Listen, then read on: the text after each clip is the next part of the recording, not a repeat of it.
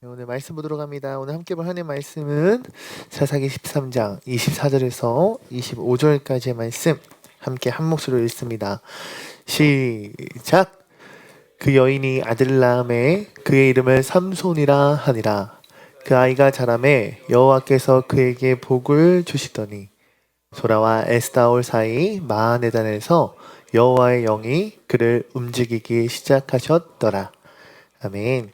오늘은요 여러분 드디어 사사시대의 이 사사 시리즈의 마지막 사사인 삼손에 대해서 여러분과 말씀을 나누고자 합니다. 특별히 이 사사의 말씀은 세 개의 설교로 여러분과 함께 나누기를 원하는데요. 오늘의 말씀에도 여러분들 가한 마음이 여러분들 있길 원하고, 더 나아가 이 말씀 가운데 은혜 받아 여러분들의 삶에 적용하고 변화되고 능력 힘있는 우리 사랑하는 바이 청년 모든 여러분들에게 주님의 이름으로 축복합니다. 할렐루야. 먼저 사사기 13장 1절 말씀 함께 한 목소리로 읽겠습니다. 읽습니다. 시작.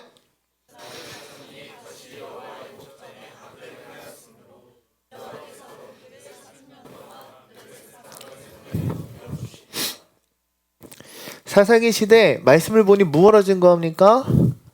이스라엘 자손이 다시금 여호와의 목전에 뭘 행했어요? 악을 행했어요. 악을 행하였던 시대 알 수 있으며, 더 나아가 그 뒤에 보면 여호와께서 그들을 무려 몇 년 동안? 40년 동안 그들을 블레셋 사람 손에 넘겨주셨다라고 성경 기록하고 있습니다. 한번 띄워봅시다. 사사기 시대의 특징 뭡니까? 6가지예요. 범죄, 징계, 회개, 구원, 망각, 다시금 재범죄하는 이러한 사사기 시대의 사이클, 여러분들 기억하고 계시죠? 특별히 삼손이라고 하는 이 사사가 등장하는 13장은 이 사이클이 6번째로 돌아가는, 벌써 6번이나 그 주기가 돌아가는 시대였어요. 근데 이 패턴 가운데 다른 사이클과는 다른 특별한 점이 있었습니다. 바로 이들의 아픔과 어려움, 어찌 보면 하나님의 그 징계에 마땅히 나와야 할 그들의 회개의 고백이 성경에 기록되지 않는다라는 거예요. 주석을 찾아봤어요. 왜 그러지? 왜 이들은 회개하지 않았지? 그랬더니 주석은 이렇게 해석하더라고요. 그들이 이스라엘 하나님을 향하여 호소하고 부르짖는 것. 다시 말해, 하나님 우리 구해주세요. 우리를 구원해주세요. 우리 도와주세요. 우리를 다시금 회복시켜주세요라고 주님 앞에 부르짖을 그러한 소원, 그리고 그러한 혹은 힘조차도 잃어버린, 회개할 힘도 없어요. 하나님을 부르짖을 그 어떤 방법도 이제 몰라요. 이제는 주님 앞에 어떻게 나아가야 하는지조차 모르는 그런 상황으로 주석은 해석하고 있더라고요. 다시 말해 삼손 시대에 등장하는 사사기 13장에 등장하는 이 이스라엘 상태, 좋다 나쁘다?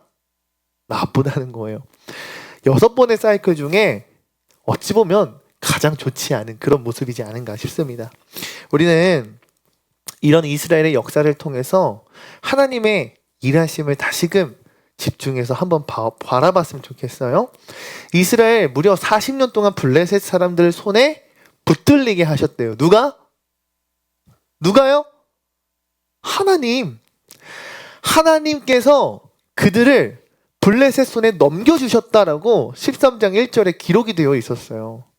그러니까 그저 그들이 살다 보니 블레셋 사람들이 쳐들어왔고, 블레셋 사람들의 그 괴롭힘, 그들을 대적 삼았던 것, 그들에게 지배받고 빼앗기고 힘들게 살았던 그 시절이 그냥 살다 보니 자연스럽게 들어온 것이 아니라 성경은 무엇라 기록하고 있는 거예요? 그들에게 어려움이 있었던 이유, 그들이 블레셋 사람들 아래에 무려 40년이라는 시간 동안 억압당하고 올매였던 그러한 인생을 살 수밖에 없었던 이유가 다름 아닌 하나님이 그렇게 하셨다라고 기록하고 있다라는 거예요. 왜요? 그들의 삶이 하나님 보시기에, 하나님 목전 앞에 악을 행하였기 때문이에요. 오늘 이 말씀을 서론에서 도입하면서 저는 우리가 그런 마음으로 받았으면 좋겠어요.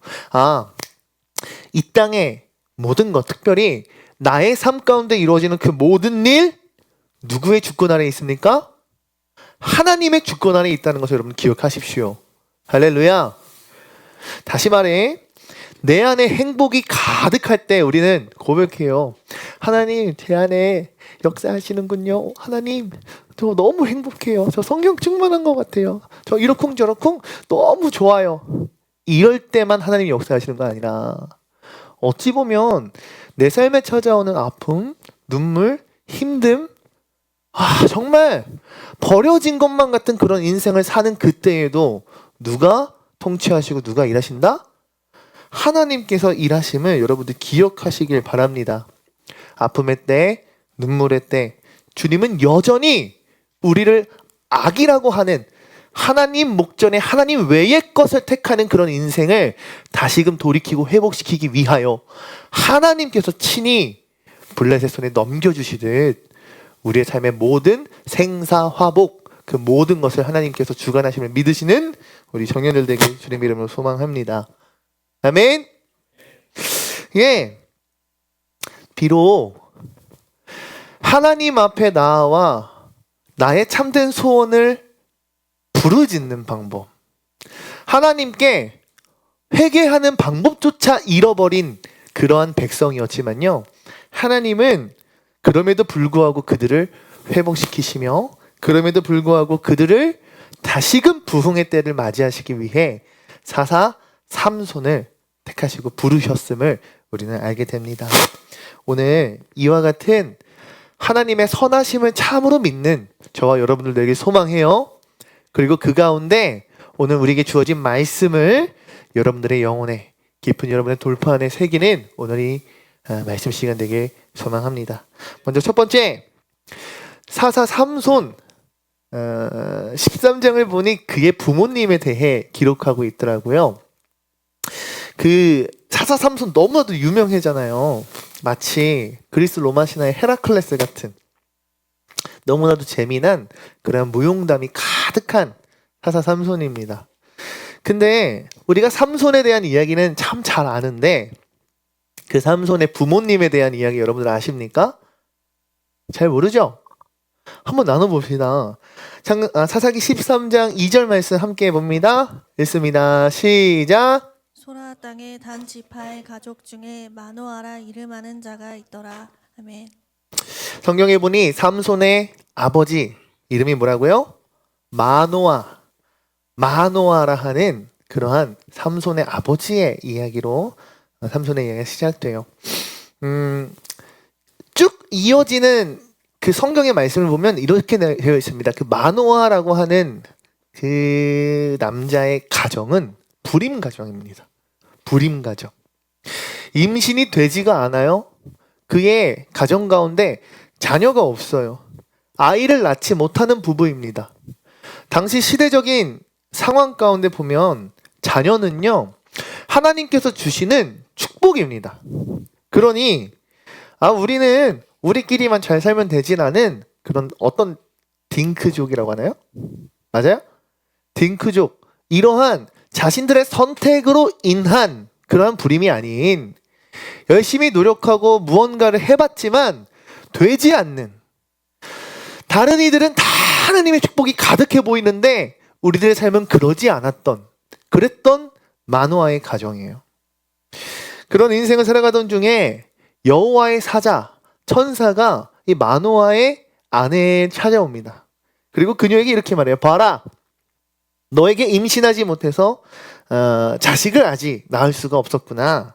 그러나 내가 이제는 잉태하여 아이를 갖게 되어 그 아이를 낳게 될 것이다 라고 여호와의 사자가 찾아와 이야기하는 거예요. 할렐루야. 할렐루야. 여러분, 다름 아닌 하나님의 천사가 나타나 그들 가정 가운데 아이가 생길 것을 고지합니다. 그들의 소원, 그들의 소망, 하나님께서 마치 응답하시듯 강력한 메시지로 직접 찾아와 말씀하셨어요. 근데 이어서 이런 말씀을 그 마노아의 부인에게 전사가 얘기해요. 그러니 이제 너는 포도주나 독한 술이나 부정한 것을 어떤 것일지라도 먹지 않도록 조심해. 라고 얘기해요. 어떤 거요?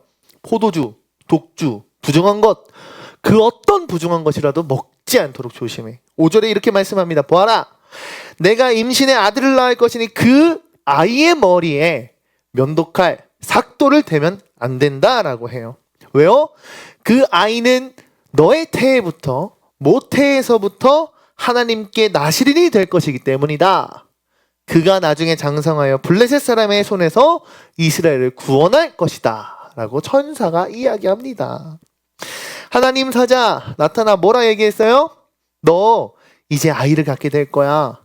너네 부부 가운데, 그 가정 가운데 이제 드디어 아이를 낳게 될 거야. 근데 그러면 우선 너가 구별돼야 돼. 그 아이를 낳기 위해 너가 이제는 먹지 말아야 할 것이 있어. 포도주, 독주, 부정한 것. 그리고 더 나아가 하나님의 말씀대로 그 아이를 이렇게 키워야 돼 라고 천사가 이야기하고 있다는 겁니다. 오늘 사사기 13장 말씀을 통해 드는 제게 주시는 하나님의 마음 응답은 이런 메시지였어요. 아, 부모의 교육이 굉장히 중요하구나. 동의하면 아멘. 여러분, 부모의 교육 중요합니까? 중요하지 않습니까? 중요해요. 이곳에 있는 여러분들 당연히 아직 자녀를 키워본 경험이 없을 겁니다. 그죠? 우리 다현이는 지금 조카들 같이 있지 않아요? 그죠? 여기 유경험자가 있습니다. 유사 경험자. 우리 조카들 교육 중요해요? 안 중요해요? 너무 중요하죠. 뭐 특별히 뭐 다양한 교육제들이 있겠지만 그 중에 가장 가까운 부모의 교육 중요합니까? 안 중요합니까? 중요해요, 여러분. 심지어 저분은요, 어린이집 유치원 선생님이세요. 근데요, 선생님이 아이들 가르치는 거 중요하지만 어찌 보면 선생님 이전에 가장 가까운 교육자인 부모의 교육이 그 무엇보다 우선되어 중요하다라는 그 생각을 여러분들 아셔야 합니다. 예로 부모가 나쁜 말을 하면 그 아이가 나쁜 말 할까요, 안 할까요? 해요. 저희 아내도 유아교육을 전공했거든요. 저희 아내가 유치원 교사 생활을 할 때 아이들이 집에서 엄마 아빠가 했던 말투, 언어, 단어들을 그대로 한다라고 해요. 그래서 항상 뭐 저도 집에서 있을 때 말을 편하게 할 거 아닙니까? 뭐 비록 욕 같은 건 안 하지만, 욕은 안 하겠지만 짜증 섞인 말투나 부정적인 말투나 혹은 뭐 부부싸움 할 때의 그런 언행들, 이런 것들이요, 자녀들이 커가면 커갈수록 더 구별되어져야 되고 더 정제되어져야 되고 더욱더 생각하고 절제할 줄 알아야 되겠더라고요. 왜요? 아빠가 목사인데 유치원 가서 아빠가 했던 말투, 단어, 언어 이런 것들을 분명 똑같이 할 것이기 때문에 더 신경이 쓰이더라고요. 바꿔 말해볼까요? 오늘 이 가운데 앉아있는 우리 청년들 가운데에도요, 교사가 참 많습니다. 교회 학교 교사 손 들어보세요. 나는 학군 교사다, 예고 교사다, 프리즘 교사다. 네, 손 내려도 좋습니다. 다 합치면 한 3, 40명 되지 않을까 싶거든요. 여러분, 교사가 교회 학교 교사 뭐 가르쳐요? 신앙적인 거 가르쳐야 되는 거 아닙니까? 아이들한테 예배가 중요하다고 얘기하지만 그 교사가 주일 예배를 자꾸 빠져.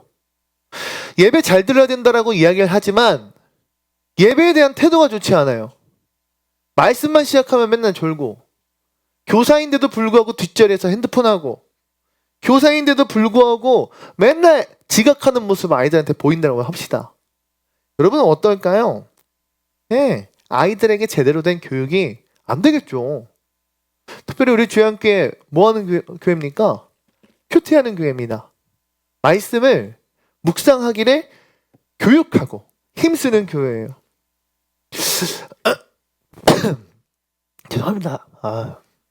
피곤하네요, 몸이. 여러분, 교사인데, 야, 우리 너네 큐티를 왜 안 하니? 큐티해 라고 얘기하지만 선생님이 큐티를 올리지 않아. 그럼 뭐라고 생각할까요? 자긴 하지도 않으면서 왜 나보고 하래. 마땅히 이렇게 생각하지 않겠습니까?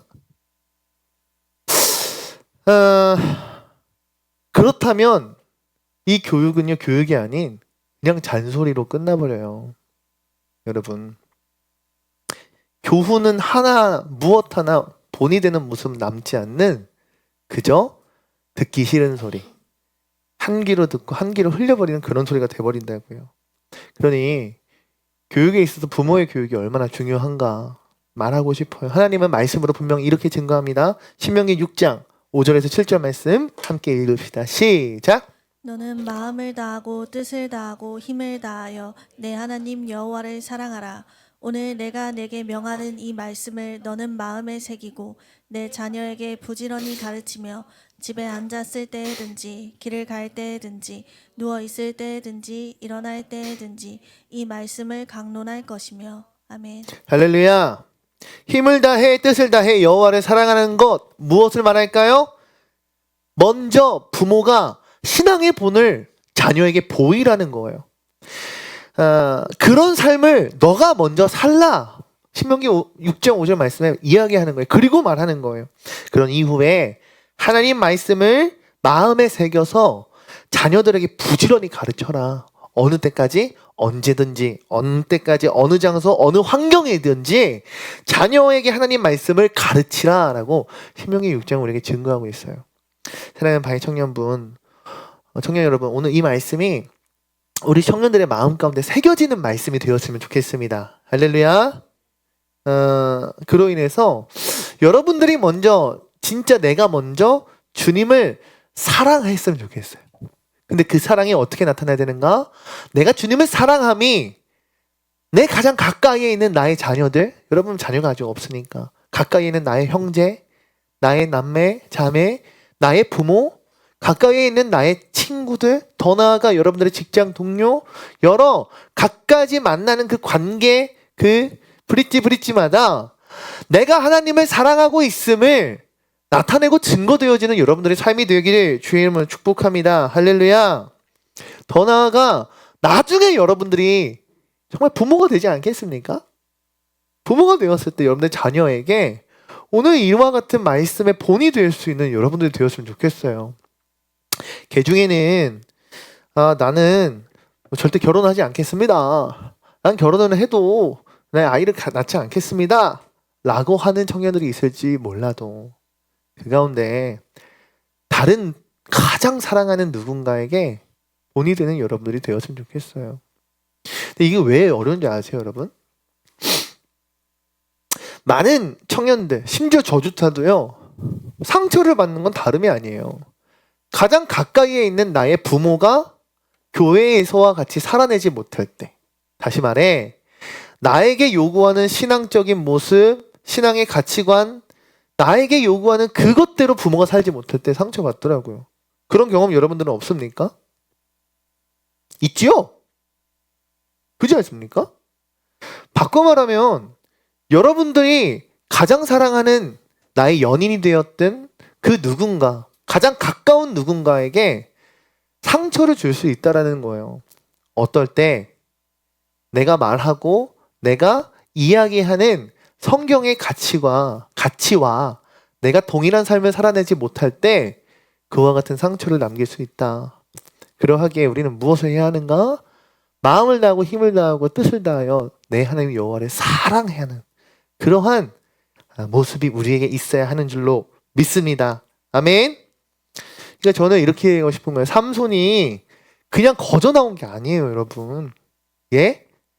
삼손이 그냥 하루아침에 뚝딱 하고 나온 게 아니라 그 가운데 삼손을 낳기 이전부터 나의 삶을 구별해야 했던, 나의 삶을 정죄해야 하고 절제해야 했던 그 삼손의 어머니의 마음, 어머니의 삶의 모습, 아버지의 그 삶이 반드시 묻어 있어야 삼손이 거룩히 나올 수 있었다라고 말씀하고 싶습니다. 할렐루야. 두 번째, 사사기 13장 3절에서 5절 말씀 읽기 원합니다. 3절 5절 읽습니다. 시작. 여호와의 사자가 그 여인에게 나타나서 그에게 이르시되 보라 내가 본래 임신하지 못함으로 출산하지 못하였으나 이제 임신하여 아들을 낳으리니 그러므로 너는 삼가 포도주와 복주를 마시지 말며 어떤 부정한 것도 먹지 말지어다. 보라 내가 임신하여 아들을 낳으리니 그의 머리 위에 삭도를 대지 말라. 이 아이는 태에서 나옴으로부터 하나님께 바쳐진 나실인이 됨이라. 그가 블레셋 사람의 손에서 이스라엘을 구원하기 시작하리라 하시니. 아멘. 할렐루야. 오늘 말씀에 기록된 포도주, 독주 마시지 않는 것, 어떠한 부정한 것일지라도 만지지 않고 가까이 하지 않는 것, 머리 위에 삭도를 대지 않는 것, 이 모든 것이 나실인의 규례였습니다. 나실인. 여러분 나실인 아세요? 난 나실인 안다. 모릅니까? 민수기 6장 3절 그리고 5절에서 8절 말씀 조금 긴데요. 읽고 설명하겠습니다. 시작! 포도주와 독주를 멀리하며 포도주로 된 초나 독주로 된 초를 마시지 말며 포도즙도 마시지 말며 생포도나 건포도도 먹지 말지니 그 서원을 하고 구별하는 모든 날 동안은 삭도를 절대로 그의 머리에 대지 말 것이라. 자기 몸을 구별하여 여호와께 드리는 날이 차기까지 그는 거룩한즉 그의 머리털을 길게 자라게 할 것이며 자기의 몸을 구별하여 여호와께 드리는 모든 날 동안은 시체를 가까이 하지 말 것이요 그의 부모 형제 자매가 죽은 때라도 말미암아 몸을 더럽히지 말 것이니 이는 자기의 몸을 구별하여 하나님께 드리는 표가 그의 머리에 있음이라. 자기의 몸을 구별하는 모든 날 동안 그는 여호와께 거룩한 자니라. 아멘. 잘 읽었어요. 잘 안 보였을 텐데. 여러분 나실인이 뭐냐면요. 민수기에 하나님 말씀에 기록되어 있는 하나님께 바쳐진 자, 하나님으로부터 하나님으로 인해 구별된 자를 나실인이라고 얘기합니다. 그러니까 사사기에 등장하는 이 사사들이 나실인의 삶을 살았을 터인데 이 나실인은 다시 말해 뭐라고요? 하나님께 드려진 바쳐진 자, 하나님으로부터 이 땅 가운데 철저하게 거룩으로 구별된 자, 그렇게 이해하시면 돼요. 그러니까 이 나실인 우리가 본받아야 할 신앙의 모습이 충분히 됨을 여러분들 이해하십니까? 한번 사실은 담임 목사님 설교 이 삼손 설교 중에 나실이 등장하지 않습니까? 그러니까 한번 또 복귀하는 마음으로 좀 나눠보도록 할게요. 먼저 첫 번째, 나실이는요 포도주, 독주 먹고 마시지 말라고 합니다. 이해되면 아멘? 근데요 심지어 포도주로 만든 식초, 독주로 만든 식초 먹지 말라고 해요. 식초 안 먹을 수 있어요? 안 먹을 수 있겠죠. 근데 심지어 뭐라고 얘기하냐면 더불어 포도즙도 먹지 말래. 더 나아가 생포도 및 건포도도 먹지 말래요. 해석하면 뭐예요? 너 포도나무에서 나오는 모든 거 다 먹지 마. 포도나무에서 나오는 그 소산 열매, 어떤 가공품 그 무엇이든 먹지 마예요. 궁금했어요. 포도주는 술이니까 취하니까 먹지 말라는 건가? 독주, 몸 상하니까 먹지 말라는 건가? 오케이. 근데 식초, 식초, 홍초 안 먹을 수 있지. 오케이. 근데 생포도도 먹지 마, 건포도도 먹지 마, 포도나무에서 나오는 모든 거 다 먹지 마. 뭔 말이야 이거? 고대에서 포도주는 이런 뜻을 갖고 있다고 합니다. 기쁨, 축제. 따라해봅시다. 기쁨, 축제.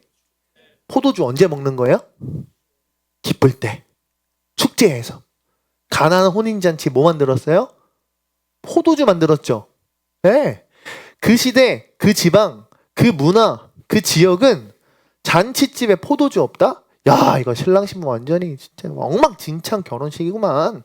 엉망진창 뭐구만. 제가 예전에 한 성도님의 장례식에 교회 아랫지방을 갔었어요. 아랫지방은 여러분 결혼식이나 장례식에 어떤 음식이 나와야 손님 대접했다라고 이야기하는지 아세요?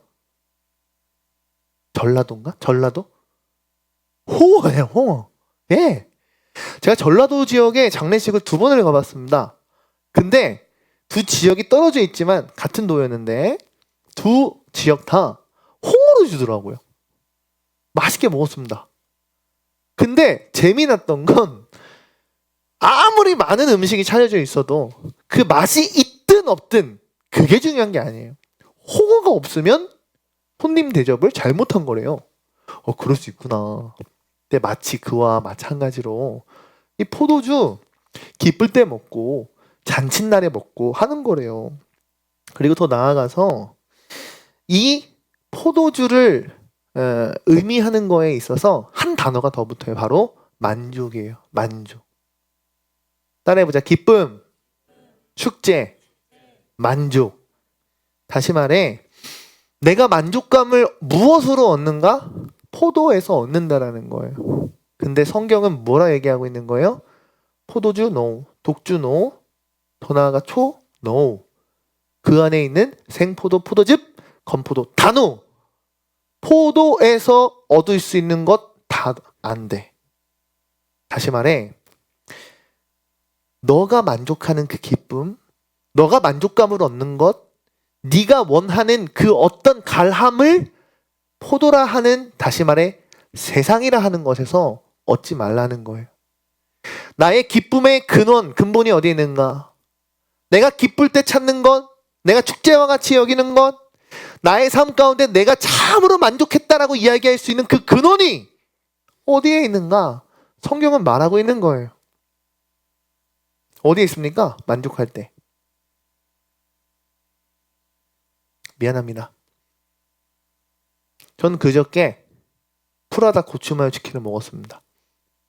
행복했습니다. 여러분 진짜 먹고 싶은 걸 먹었을 때 진짜 행복해요. 아세요? 먹고 싶어가지고 몇 날 며칠을 유튜브에 고추마요 해가지고 막 보고 있었거든요. 맛을 알잖아요. 먹어봤으니까. 근데 먹고 싶은데 참고 있었거든요. 근데 시켜 먹었습니다. 맛있더라고요. 바꿔 말하면 이와 같은 만족이 하나님에게는 없어요. 고추마요에는 있어요. 올바른 걸까요? 내 월급 통장에 돈이 찍히는 날 너무 만족해요. 근데 예배 가운데 만족함이 없어요. 내 남자친구, 여자친구 함께 손잡고 데이트할 때 너무 행복하고 기뻐. 정말 손잡고 걷는 이 순간이 늘 축제와 같아. 근데 하나님과는 손잡지 않아. 여러분 올바른 모습입니까? 아니라는 거예요. 다시 말해 나시린에게 포도로부터 나오는 소산을 먹지 말라는 것은 너의 기쁨도, 너의 그 축제와 같은 마음도, 너의 그 모든 만족도 세상 아닌 누구로부터, 하나님으로부터 얻으라 말씀하고 있는 것입니다. 할렐루야. 더 나아가 포도주, 독주 우리의 마음을 흐리게 해요. 예? 저도 술 먹어봤습니다. 여러분 주량이 어떻게 되세요? 당황스럽죠? 저는 술을 경험해본 사람으로서 이런 생각을 갖고 있습니다. 술을 1병을 먹던 3병을 먹던 저는 소주 1잔만 먹어도 그 사람은 취한다라고 얘기하고 싶어요. 여러분 정신이 말짱해 보이지만 그렇지 않아요. 술을 이길 수 있을 것 같지만 그렇지 않아요. 술을 1병을 먹던 술을 1잔을 먹던 똑같아요. 무슨 말이 하고 싶은지 이거예요. 세상의 것, 포도로부터 나오는 것은 우리를 취하게 만들어요. 결국 기쁠 때 먹는 포도주였는데 어느 순간 마시고 먹다 보니 내 몸을 상하게 하는 독주가 되어 있어요. 예? 저는 독한 술이 뭔지 잘 모르겠어요. 보드카? 데킬라? 중국 술 뭐죠? 뭐예요? 알잖아. 아무튼 도수 높지 않습니까? 불 붙는 술. 여러분 독주가 몸을 상하게 하는 건 마땅한 일입니다. 그 모든 것이 왜 중요합니까? 날 아프게 하는데도 기쁨이라고, 즐거움이라고, 잔치라고, 나의 만족함이라고 그것들을 마십니다.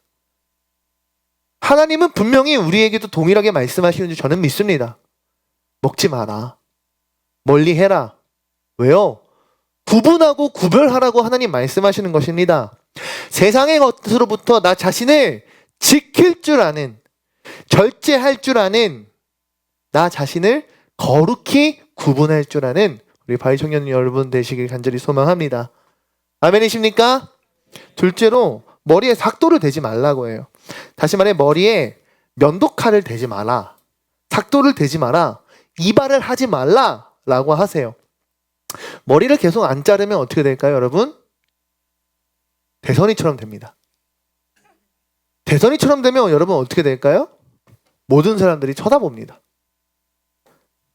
점점 더 기르면 어떻게 될까요, 여러분? 기네스북에 등재됩니다.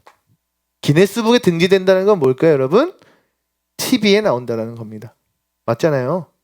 유명해진다는 거잖아요. 그렇지 않습니까?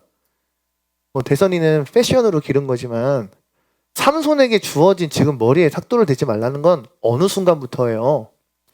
그가 태중에 있을 때부터 하나님께서 말씀으로 명령하신 거였어요. 사실 내가 나신인으로서 거룩히 살겠습니다. 내가 구별하여 절제하여 이제는 다른 사람과 다르게 하나님의 커트라인 안에서 살겠습니다라고 결단한, 다짐한 그 순간부터 머리에 삭도를 내면 안 되는 건데, 삼손은 지금 뭐예요? 태중후에서부터, 그러니까 그가 사사로서 활동하던 시기 적어도 10년 이상 되지 않았겠습니까? 15년, 18년, 20년 기준 두자고요. 20년 동안 머리 길러봐요. 여러분 모든 사람 다 쳐다볼 수밖에 없지 않을까요? 긴 머리의 사람을 보면 여러 가지 생각이 들겠죠. 안 불편한가? 안 불편한가? 머리 말리는데 시간 진짜 오래 걸리겠다. 와, 저거 자르고 싶은 충동이 있었을 텐데 어떻게 안 잘랐지? 여러 생각이 들겠지만 가장 중요한 것은 이거예요. 저 사람 나실인이구나 라는 사실이 이스라엘 백성 모두가 알 수 있을 표징이 됩니다. 할렐루야. 대선이는 나실인을 살려고 머리를 기른 건 아니겠지만 이 당시에 나실인들의 조건 중 머리에 삭도를 대지 말라는 건 모두가 이들을 봤을 때 그가 결단한 믿음의 표징, 그의 내적으로 있는 그 마음을 외적으로 드러내는 것, 그것이 머리에 삭도를 대지 말라는 거였어요. 다른 이들에게 나의 믿음의 표징이요 나의 사인을 드러내는 것입니다. 자기 스스로 통제하지 아니하고 나의 삶을 이제는 내가 아닌 하나님께 내어 맡겼다라는 그 외적인 표징, 모두가 보아도 나는 나실인이야, 어떤 이가 봐도 난 나실인이야 라는 그 표징을 외적으로 드러내고 있음을 말합니다. 우리가 잘 아는 삼손, 힘이 있는 자였죠. 능력 있는 자였죠. 사자도 때려잡고 나귀 턱뼈로 막 몇천 명 막 때려 죽이고 별 무용담을 펼쳤던 그런 사람이었죠. 여러분 근데 중요한 건 무엇입니까? 그의 힘은 어디서 나온 거예요? 그의 머리칼에서 나온 것이 아닌 머리칼로 나 자신을 드러내었던 하나님과 나와의 관계에서 나왔음을 여러분들 기억하시기 원합니다. 할렐루야. 네. 삭도를 대지 말라는 건 뭐예요? 내가 나실인입니다라는 걸 모두가 알 수 있도록 드러내는 거예요. 마지막 세 번째, 시체, 부정한 것 가까이 하지 말라 얘기합니다. 근데 민수기 말씀을 보니까 어느 정도까지 시체를 가까이 하지 말라고 얘기하냐면 자신의 부모가 죽어도, 나의 형제, 나의 자매, 나의 피부치가 죽음을 맞이해도 그 시체를 가까이 하지 말래요. 부정하니까. 여러분 만약 이를 어길 시 내가 나실인으로서 지냈던 모든 기간을 다 부정당하게 됩니다. 그러니까 어찌 보면 이 말씀은 굉장히 강력한 말씀이에요. 그 이유는 이렇습니다. 주석을 찾아보니 죽음은 죄를 나타냅니다. 다시 말해 죄는 하나님과 나와의 단절을 뜻합니다. 그러니 넌 나실인이면 시체를 가까이 하면 안 돼. 그게 부모이든 형제이든 가족이든 어떤 가까운 일이 있지라도 그 시체를 만져서도 안 되고 가까이 해서도 안 돼 라고 하는 것은 죽음은 죄에 속해 있기에 오직 생명 되시는 하나님께 속한 자로서 거룩히 단절하고 끊어내고 구별하라는 말씀이에요. 조금 더 깊이 설명하자면 이렇게 기록되어 있더라고요. 영적인 오염, 영적인 타락을 나시린은 가장 경계해야 했고 이에 대한 선명한 기준이 삶 가운데 세워져야 했어요. 사랑하는 바이 청년 여러분, 저는 이 시대를 살아가는 청년 여러분들에게 오늘 설명한 이 나시린의 정체성 우리에게 있어야 하지 않은가라고 말씀드리고 싶습니다. 정말로요. 나시린의 세 가지 특성 간략하게 말하면 뭐라고 말할 수 있을까요? 저는 이렇게 정리했어요. 나 자신의 기쁨, 나의 만족을 세상에서 찾는 것이 아닌 하나님께 척을 두어야 됩니다. 그 뿌리를 두어야 합니다. 내 기쁨이, 여러분들의 기쁨이 어디에 있는지 고민해 보세요. 내가 진짜 배부르다, 행복하다, 만족하는 그 영적인 만족함이 세상 가운데서 취하고 있는지 하나님의 말씀 가운데 취하고 있는지 생각해 보십시오. 뭐 월드컵 조추첨 했어요? 했어요? 또 이제 월드컵 시즌 되면 다 같이 모여서 와 할 텐데 진짜 예배 가운데에서도 우리가 그런 열정을 보이고 있는지, 나의 거룩이 내 안에서만 존재한다면 그것도 참 귀하지만 어찌 보면 하나님께서 정말 바라시는 나시린의 모습이라 얘기할 수 없겠어요. 여러분들의 그 거룩이 교회라 하는 이 건물 안에서는 참 거룩하게 살아가는 것? 예. 근데 주님께서 진짜 바라시고 원하시는 여러분들의 모습은요, 그게 아니에요. 교회가 아닌 바깥에서 그 어떤 세상 사람들이 보아도 저 사람은 나시린이구나, 저 사람은 그리스도인이구나, 저 사람은 하나님 믿는 사람이구나 라는 그 표징이 여러분들 삶 가운데 분명히 있어야 할 줄로 믿습니다. 아멘. 이때와 같이 우리가 머리를 길 수는 없지만 여러분들 각자의 기준과 여러분들 각자의 결단에 맞는 믿음의 모습이 있어야 된다라고 저는 믿어요. 뭐가 있을 수 있을까요? 밥 먹기 전 기도하기? 요 정도는 우리가 도전해 볼 수 있지 않을까 싶어요. 아닌가요? 마지막, 오직 생명의 주인 되신 하나님께 속해 있기를 결단하고 결심했기에 여러분들의 삶은 명확한 그 경계가 있어야 합니다. 그리고 구별이 있어야 합니다. 세상 사람들과 똑같이 흘러가야 되는 그 환경 주어질 거예요. 뭐가 있을까? 제가 아는 한 목사님은 저희 아내 통해 그런 얘기를 들었어요. 개척교회를 하시면서 일을 하셨습니다. 근데 그분이 팀장으로 승진을 해야 되는 상황인데 그 인사 담당하시는 그 실무자와 관계가 어려워요. 왜? 그분은 술을 너무 좋아한대요. 그러니까 일은 자기가 훨씬 잘하고 승진은 자기가 해야 되는데 그 회식 자리에서 술을 먹지 않는다라는 것. 목사인 걸 알면도 불구하고 술을 먹이려고 한대요. 목사이기 때문에 술을 먹을 수가 없잖아요. 안 먹었대요. 회식 자리 안 갔냐? 아니래요. 매일과 같이 가는 그 회식 자리에 참석을 했대요. 집에 들어오면 1시, 2시래요. 단지 술만 안 먹었을 뿐이래요. 근데 자신이 아닌 다른 사람이 승진을 했다 하더라고요. 많은 괴롭힘을 당했다고 해요. 저희 아내가 그렇게 얘기해요. 그 목사님 말씀을 듣고 오더니 우리 청년들 진짜 힘들게 살겠다. 우리 청년들 진짜 힘들게 살겠다라고 우리 아내가 그런 말들을 하더라고요. 여러분들 삶 가운데 단순 술이라고 하는 그 분야에서만 힘듦이 있을까요? 그렇지 않을 거예요. 저도 군대에서 참 힘들었던 게 신학생이라는 이유로 제가 많이 참아야 되고 뭔가 실제적인 괴롭힘, 어떤 일이 있었는지 알아요, 여러분? 말하면 또 긴데 간단히 얘기할게요. 행군을 하는데 횡단보도가 없는 데예요. 두 줄로 서서 이렇게 있는데 건너야 돼요. 다 같이 일렬로 해가지고 차가 안 올 때 통제하고 건너 하면 막 뛰어가야 됐거든요. 다 같이 서 있었어요.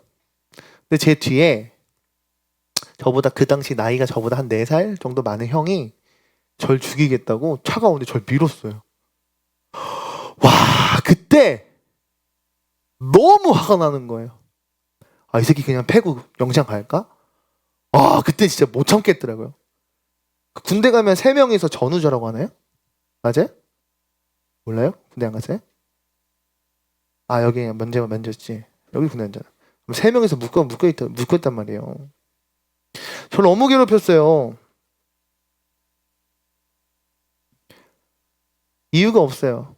그냥 제가 착해 보인다? 신학생이라서? 그런 대우를 받아봤어요. 여러분들의 사회생활도 결코 녹록지 않겠죠. 근데 여러분, 그럼에도 불구하고 이겨내야 할 힘이 여러분들에게 있었으면 좋겠어요. 그럼에도 불구하고 섞이지 말아야 할 경계가 명확했으면 좋겠어요. 중요한 건 뭔지 압니까, 여러분? 똑같이 안 해도, 세상 방법대로 살지 않아도 성공할 수 있습니다. 할렐루야. 전 그렇게 믿습니다. 예전 설교 때 제가 그리스도인으로서 성공한 사람들 여럿 보이지 않았습니까? 이 시대에도 하나님은 살아 역사하십니다. 이것을 믿는 여러분들 되면 좋겠어요. 너무 뜬구름 잡는 소리 같겠지만 그렇게 승리할 수 있는 줄 저는 믿습니다. 말씀 마치고 싶습니다. 반주해 주세요. 사사시대의 마지막 사사 삼손의 이야기가 시작됐습니다. 하나님은 영적인 것이 무너진 시대에 심지어 하나님 앞에 잘못했어요. 하나님 우리 도와주세요. 나의 죄를 회개합니다라고 하는 회개조차 사라진 그 시대 가운데 하나님은 그들을 버리지 않으시고 그들을 구원하십니다. 이를 믿는 여러분들 되길 간절히 소망합니다. 나시린의 규례에 포도나무 멀리하는 것, 삭도 머리에 대지 않는 것, 부정한 것과 선을 긋고 거룩을 지켜 살아가는 것, 이 모든 것들 우리에게 특별히 청년의 때를 살아가는 여러분들에게 너무나도 중요한 것 같습니다. 근데 결코 쉽지 않을 거예요. 그럼에도 불구하고 저는 그 길을 여러분들이 걸으라 말씀하고 싶습니다. 그 걸음은 내가 아닌 거룩하신 하나님께서 인도하실 때, 하나님께서 살아내게 하실 때 성취할 수 있는 걸음입니다. 이 앞에 있는 목사의 직분을 가진 저 또한 마찬가지입니다. 저의 내면은 죄성으로 가득합니다. 저희 애가 요즘에 미운 5살, 도대체 안 미워지는 건 언젠지 모르겠는데 이제 6살인데 계속 미운 짓을 합니다. 한 대 진짜 줘받고 싶습니다. 아빠인데 막 승질 냈대. 나도 같이 승질 내고 싶습니다. 주차 차량 운전할 때 옆에서 빵 하면 전 빵 2번 하고 싶습니다. 갖다 받고 싶습니다. 안에 화가 참 많아요. 근데 이러한 것들을 구별할 줄 알아야 되는 것 같아요. 구분할 줄 알아야 되는 것 같아요. 왜? 그리스도인이니까. 목사 이전에 나도 하나님의 자녀, 하나님의 백성의 삶을 살아야 하니까. 마찬가지 아닐까요, 여러분도? 삼손처럼 힘을 가진 사람이 되기를 원하지 않더라도 하나님은 어찌 보면 여러분들 가운데 말씀에 순종하는 그런 마음을 먼저 원하실 거예요. 아까 얘기했듯 삼손을 향한 그 부모의 마음은요, 단순히 살아냈다로 표현할 수 있는 게 아닌 것 같아요. 너 앞으로 포도주 먹으면 안 돼. 너 독주 먹으면 안 돼. 너 부정한 거 먹으면 안 돼. 맛있어도 먹으면 안 돼. 구별해야 돼. 멀리 해야 돼. 너 자녀가 나 머리 길어서 불편해요 라고 해도 걔 머리에 절대 삭도되면 안 돼. 너 진짜 그렇게 살아야 돼. 그게 나시린의 부모로서의 모습이야. 여러분 어려웠을 거예요. 근데 순종하면서 그렇게 살아낸 거예요.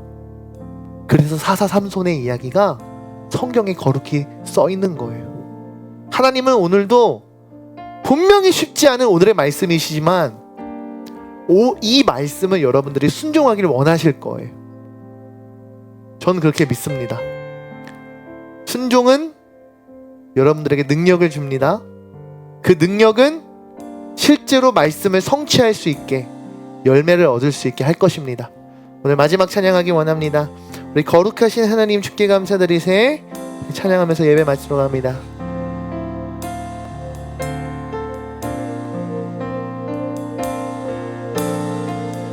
거룩하신 하나님, 거룩하신 하나님 주께 감사드리세. 날 위해 이 땅에 오신 독생자 예수, 나의 마음과 뜻 다해 주를 사랑합니다. 날 위해 이 땅에 오신 독생자 예수, 내가 약할 때 강함 주고, 가난할 때 우리를 부욕해 하신 나의 주 감사. 내가 약할 때 강함 주고, 가난할 때 우리를 부욕해 하신 나의 주. 우리 한 번 더 고백하기 원합니다. 내가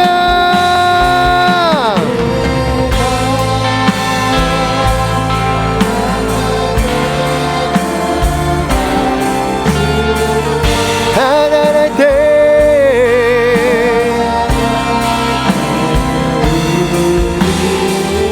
부욕해 하신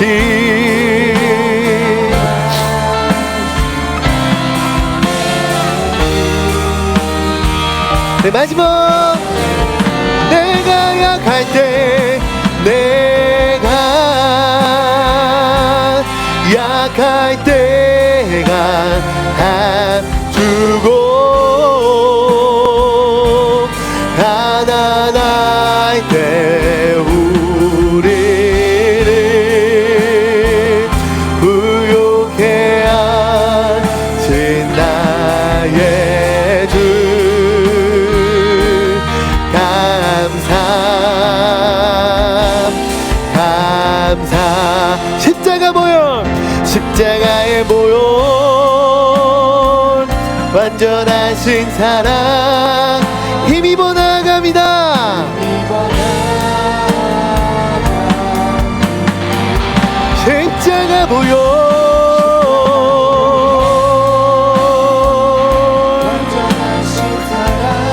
내가 예배합니다. 우리 마지막. 십자가 보혈, 십자가의 모yon,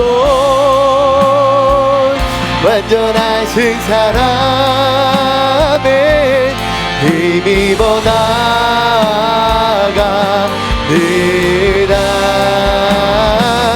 십자가의 모yon, 완전하신 사랑 힘입어 예배합니다.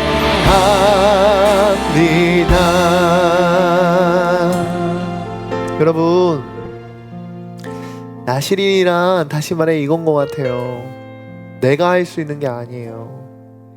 결단과 결심, 내가 하는 것이지만 그 나실인의 삶을 진짜로 감당할 수 있는 힘, 실력, 그 능력은 다름 아닌 하나님으로부터 와야만 하는 줄로 믿습니다. 하나님 거룩하심을 믿으십니까? 하나님 살아계심을 믿으십니까? 예수 그리스도의 십자가 보혈이 오늘 이 가운데 있는 여러분들에게 능력 있음을 믿으십니까? 그렇다면 여러분 그 힘과 능력을 믿음으로 나아가는 여러분들 되길 소망합니다. 하나님 거룩하시니 그의 자녀여 백성 또한 거룩하다 칭하여 주셨습니다. 정말 나실인의 삶을 살아갈 수 있는 그와 같은 실력을 겸비할 수 있는 여러분 모두가 되게 하여 달라고 이 시간 주의 이름 한번 부르짖고 함께 통성으로 기도하며 나아가길 원합니다. 주여,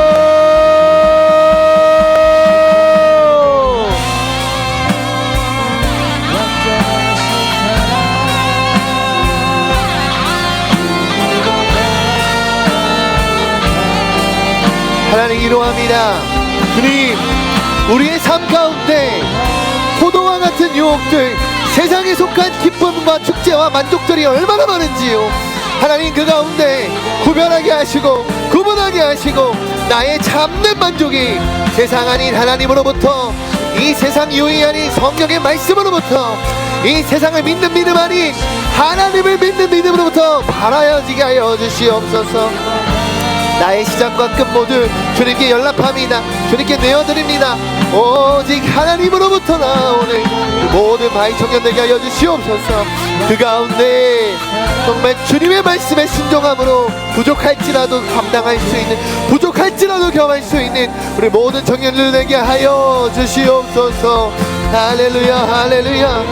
주님을 찬양하는 인생, 말씀을 붙드는 인생, 하나님의 참된 기쁨이 되는, 우리의 참된 소망이 되는 우리 모든 주영의 정연을 내게 하여 주시옵소서. 십자가의 보혈 만전하신 하나님 힘입어 예배하리라.